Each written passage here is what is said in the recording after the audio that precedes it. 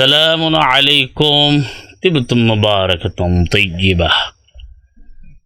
ربي أعوذ بك من همسات الشياطين وأعوذ بك ربي أن يحضرون.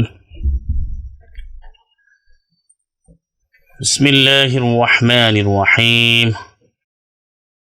الحمد لله والسلام على عباده الذين اصطفى.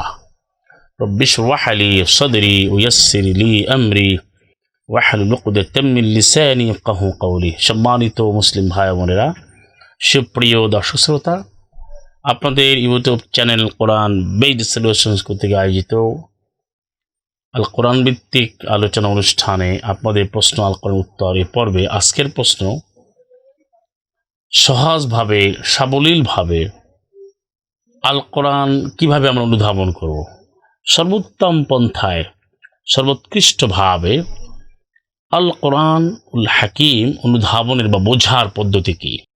আজকে আমরা দেখতে পাই আল কোরআন অনুধাবনের জন্য নানা রকমের বক্তব্য শোনা যায়।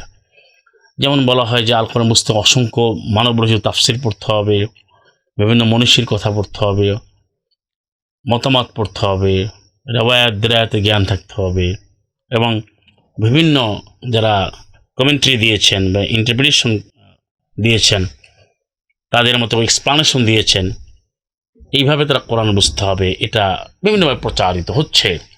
অথচ আল কোরআন হাকিমে কোরআন মাজিদে আল্লাহ সুবহানাহু ওয়া তাআলা চমৎকারভাবে দায়িত্বহীনভাবে সুস্পষ্টভাবে ব্যাখ্যা দিয়েছেন। আল কোরআন বোঝার জন্য আল্লাহ আহ্বান জানিয়েছেন এবং সবিস্তারে আলোচিত হয়েছে। যেমন সূরা কামার 4 নম্বর সূরার 17 নম্বর আয়াত, 22 নম্বর আয়াত এবং 32 নম্বর আয়াত, 40 নম্বর আয়াত, 4টি আয়াত আল্লাহ বলছেন যে ওয়ালাকাদ ইয়াসসারনাল কোরআনা লিযিকর ফাহাল মিন মুদ্দাকির। আজকের যে প্রশ্নটি যে কোরআন বুঝবো কিভাবে, এর সহজ পদ্ধতি কি, আল্লাহই বলছেন যে ওয়ালাকাদ ইয়াসসারনাল কোরআনা লিযিকর। অবশ্যই এখানে আল্লাহ গুরুত্ব দিয়ে তাকিদ দিয়ে বলেছেন ওয়ালাকাদ ইয়াসসারনা আল কোরআনা ওয়ালাকাদ ইয়াসসারনাল কোরআনা লিযিকর, অনুধাবনের জন্য, স্মরণের জন্য, বিধান বোঝার জন্য, আল কোরআন বিধান মানার জন্য, আল কোরআন থেকে শিক্ষা নেওয়ার জন্য আমি আল কোরআনকে অধিক পর্যায়ে অধিক পরিমাণে সহজ করে দিয়েছি। এই জন্য বাবু তাফসীর থেকে ইয়াসসারনা ব্যবহার করেছেন, তবে একই সাথে 4 বার।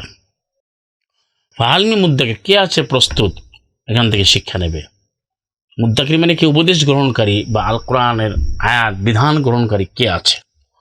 এভাবে আল্লাহ রাব্বুল আলামিন এই কথাটি আবার সূরা দুখান 44 নম্বর সূরা 58 বলেছেন ফাইন্নামা ইয়াসসারনাহু বিলিসানিক, আমি অবশ্যই এটাকে হে রাসূল তোমার ভাষা আমি অধিক সহজ করে দিয়েছি যাতে করে লাআল্লাহুম ইয়াতাযাক্কারুন, তারা থেকে শিক্ষা নিতে পারে। এভাবে আল্লাহ রাব্বুল আলামিন 19 নম্বর সূরা মারিয়ামের 97 আল্লাহ বলছেন এবং এই কোরআনকে আল্লাহ সহজ করে দিয়েছেন বোঝার জন্য। এবং 25 নম্বর সূরা ফুরকানে যদি আপনি আসেন, সেখানে আল কোরআন তাফসীর আল্লাহ করে দিয়েছেন সর্বোৎকৃষ্ট, একমাত্র সর্বোত্তম যে ব্যাখ্যা আল্লাহ করেছেন তার ঘোষণা আল্লাহ দিয়েছেন ওয়ালা ইয়াতুনাকা বিমাসালিন ইল্লা জিনাকা বিল হাক্কি ওয়া আহসানা তাফসীলা। রাসূল যখনই তোমার কাছে কোনো বিষয় নিয়ে আসে আমি এর সর্বসত্য বিধান নিয়ে আসি এবং আহসানা তাফসীর সর্বোৎকৃষ্ট তাফসীর নিয়ে আসি। তাহলে আল কোরআন বুঝতে হলে মানবরচিত কোনো ব্যাখ্যা এবং আজকে যে মানুষের যে তাফসীর বোঝেন তাফাসির, অসংখ্য তাফসিরের সমাহার বা আয়োজন রয়েছে সারা বিশ্ব জুড়ে, যা দিয়ে কখনো কোরআন বোঝা যাবে না। অনেকেই বলে কোরআন বুঝতে হলে তাফসির, রেওয়ায়েত, প্রচলিত হাদিস গ্রন্থ, প্রচলিত তাফসির গ্রন্থ, ব্যক্তিগত মতামত, এগুলো দিয়ে বুঝতে হবে। এটা সম্পূর্ণ রং এবং সবচেয়ে ভুল। আর কোরআন দিয়ে বুঝতে হবে। এই জন্যই 25 নম্বর 33টা আপনারা ভালো করে বুঝে নেবেন। এবং সাথে আপনাদের আরেকটা আয়াত এখানে এর দলিল হিসেবে তুলে ধরছি, সেটা হচ্ছে আল্লাহ সুবহানাহু ওয়া তাআলা যেটা বলেছেন সূরাতুল আরাফ 7 নম্বর সূরা 52-তে ওয়ালাকাদ জিনাহুম বিকিতাবিন, আল্লাহ বলছেন আমি কিতাব নিয়ে এসেছি ফাসসালনাহু আলা ইলমিন, আল্লাহর জ্ঞান দিয়ে আল্লাহ আমি ব্যাখ্যা করে দিয়েছি। এবং এখানেই রয়েছে হেদায়েত, হুদা ওয়া রাহমা, যারা মুমিন, যারা দৃঢ় বিশ্বাসী তাদের জন্য। তাহলে আল্লাহ বলছেন আমি ব্যাখ্যা করে দিয়েছি, যেটা 6 নম্বর 26-এও রয়েছে ফাসসালনাল আয়া লিকাওমিন ইয়াযাক্কারুন, যারা বিধান গ্রহণ করবে তাদের জন্য আমি ব্যাখ্যা করে দিয়েছি। এবং 6 নম্বর সূরা 98-তেও রয়েছে, সূরা আনামের 98-তেও রয়েছে। তাহলে আমরা যেটা বুঝতে পারলাম যে সূরা ইব্রাহিমে যে 14 নম্বর সূরা 4-এ যে নিজের ভাষায় বুঝতে হবে, লিসানে কওমি, প্রত্যেক নবী এসে তার স্বজাতীয় তার স্বগোত্রীয় ভাষায়, যার যার ভাষা, কিন্তু আল কোরআনের ক্ষেত্রে আল্লাহ এটা আরবি ভাষা যেহেতু ব্যবহার করেছেন। 12 নম্বর সূরার 2 নম্বর আয়াতে ইন্না জাআলনাহু কুরআনান আরাবিয়্যান লাআল্লাকুম তাআকিলুন, আল্লাহ বলছেন আমি এই কোরআনকে আরবি ভাষায় আমি নির্ধারণ করে দিয়েছি এবং এটা অবশ্যই তোমরা লাআল্লাকুম তাআকিলুন, তোমরা অবশ্যই বুঝতে পারবে। এবং এইভাবে আল্লাহ বলছেন যে এই আরবি অর্থই হচ্ছে সুস্পষ্ট, আরবি অর্থ হচ্ছে যে অনুধাবনযোগ্য, ক্রিস্টাল ক্লিয়ার এবং সুস্পষ্ট। সুতরাং কোরআনকে কোরআন দিয়ে বোঝাটাই হচ্ছে আল্লাহ প্রদত্ত পদ্ধতি। এবং সাল্লাল্লাহু আলাইহি মুহাম্মদকে এই জন্যই বলছেন যে আমি তোমাকে ব্যাখ্যা করে দিয়েছি। 7 নম্বর সূরা আরাফের 52 যেন আমরা পড়লাম, এবং 13 নম্বর সূরা 37 আল্লাহ বলছেন হুকমান আরাবিয়্যা ওয়া কাযালিকা আনসালনাহু হুকমান আরাবিয়্যা, আমি এটাকে আরবি সুস্পষ্ট বিধান হিসেবে আমি এখানে অবতীর্ণ করেছি। 20 নম্বর সূরা তার 113 তো আল্লাহ বলছেন, এবং 29 নম্বর সূরা জুমারে 28 আল্লাহ বলছেন কোরআন আরবি, এটা সুস্পষ্ট বারবার পাঠযোগ্য চূড়ান্ত মহাসংবিধান, গায়রা দি আওয়াজ, এখানে কোনো আওয়াজ নেই, বক্রতা নেই, লাআল্লাহুম ইয়াত্তাকুন, এখান থেকে বিধান গ্রহণ করে তার সতর্ক হয়ে চলবে।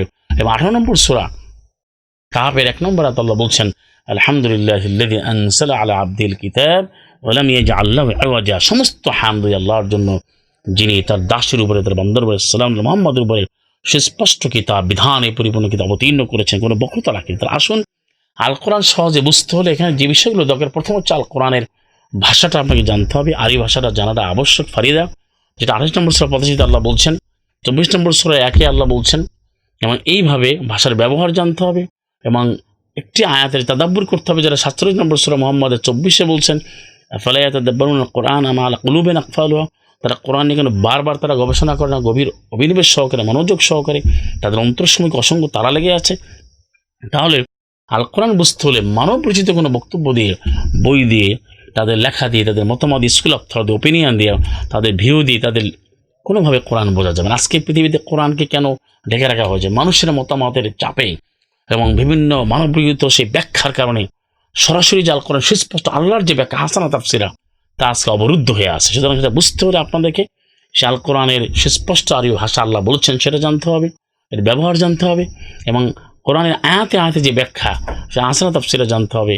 কীভাবে আল্লাহ তাফসিল করেছেন, তাফসিলা বলেছেন 10 নম্বর সূরা 37, 12 নম্বর সূরা 111, তাহলে আল কোরআন বোঝা খুবই সহজ। সেখান থেকে একটা বিষয় আল্লাহ অসংখ্য জায়গায় ব্যবহার করেছেন, সেটা কিন্তু আপনি জানতে পারবেন, তখনই বিধানটা জানা খুব সহজ। আল কোরআনই সব কিছু সমাধান দিয়ে দেবে। এই জন্য আল কোরআন জানার সহজ এবং চমৎকার পদ্ধতি হচ্ছে কোরআন থেকে কোরআনের তাফসীর, এর বাইরে কোনোভাবে কোরআন বোঝার কোনো পদ্ধতি নেই। আজকের পদ্ধতি যে কোরআনের ব্যাখ্যা পর্যন্ত হাদিস, কোরআনের ব্যাখ্যা, ব্যক্তিগত রায়, বারবার হয় তাফসিল বিন রায়, এবং তারাই কিন্তু বলছে যে কোরআন থেকে কোরআনের ব্যাখ্যা হচ্ছে এটা সবচেয়ে উত্তম। এরপর বলে আবার সেকেন্ড পর্যায়ে চলে যায়, দ্বিতীয় পর্যায়ে যে তাফসিল কোরআন বিরওয়ায়া, তারপর রায়ের মাকবুল, 4-5টা ভাগ করে, এবং মানব অসংখ্য তাফসিরে ছড়াছড়ি।